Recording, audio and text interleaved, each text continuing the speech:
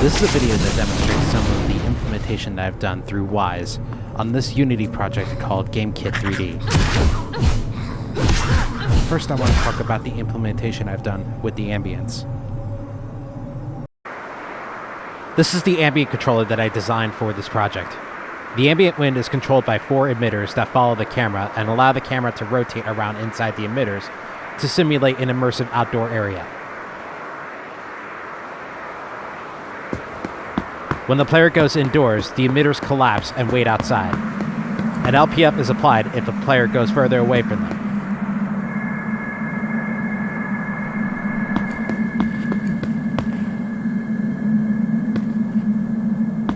When the player goes back outside, the emitters expand and return to their original positions.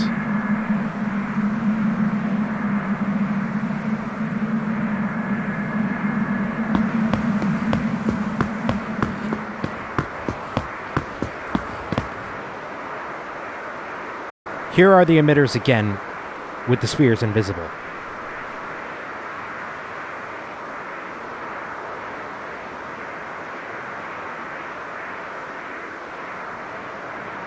And pay attention to how the audio is spatialized to the camera.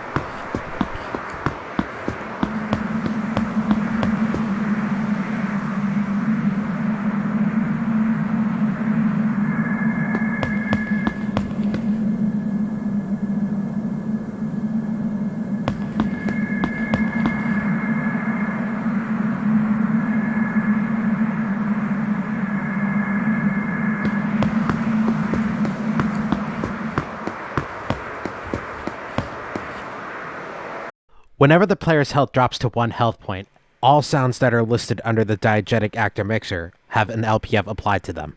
And then through another event, the heartbeat starts playing. Contrary to its name, it is not a loop. It is actually controlled by a script in Unity that plays it after every 0.8 seconds.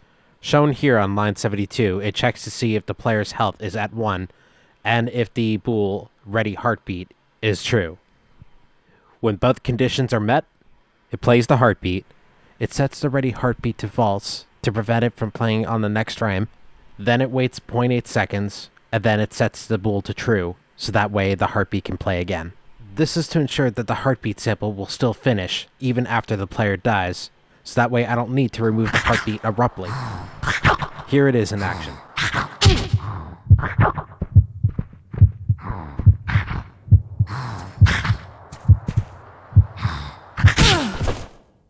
When the player dies, an LPF is applied to all sounds and fades out into obscurity.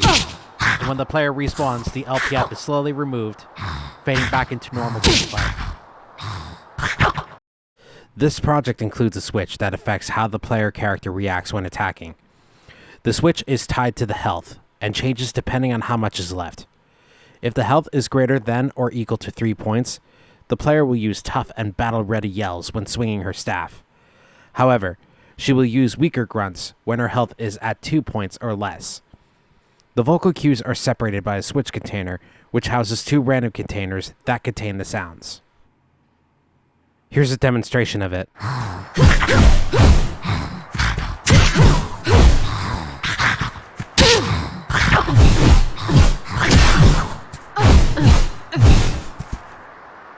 Finally, the last topic I want to touch upon is the reverb. One of the outdoor reverbs uses an RTPC that takes in the variable of the distances between the player and the objects tied to the tag wall reverb.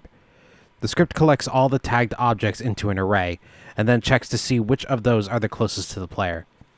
It then calculates the distance of the closest one, and uses the variable as the RTPC value of the reverb's aux bus volume. The further away the player is from the walls, the more pronounced the reverb will be.